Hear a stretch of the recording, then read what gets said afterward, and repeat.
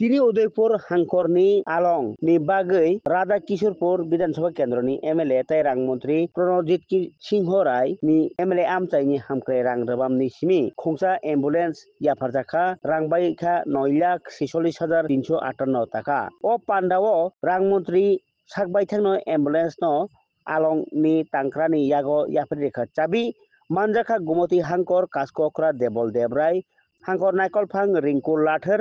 ताई एसडीएम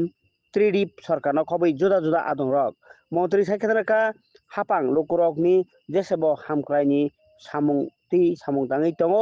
ताई जे आलङो चबजाक रक जाया सामुंख्राय केबो बरनो बरक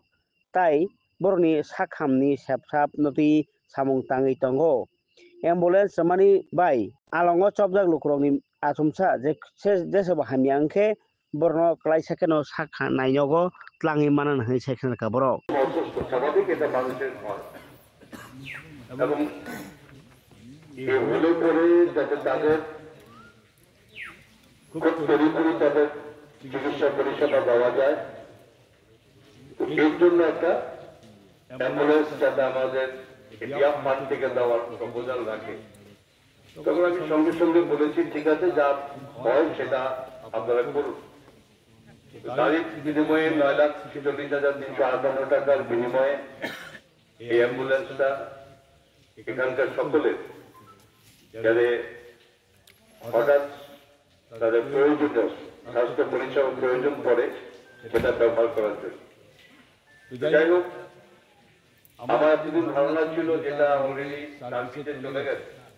গতকালই জানতে পারি এটা আবার একটা উদ্বোধন করে দিতে হবে এসডিএম সাহেবের বক্তব্য এটার জন্য আবার আজকে এটার এই আয়োজন করা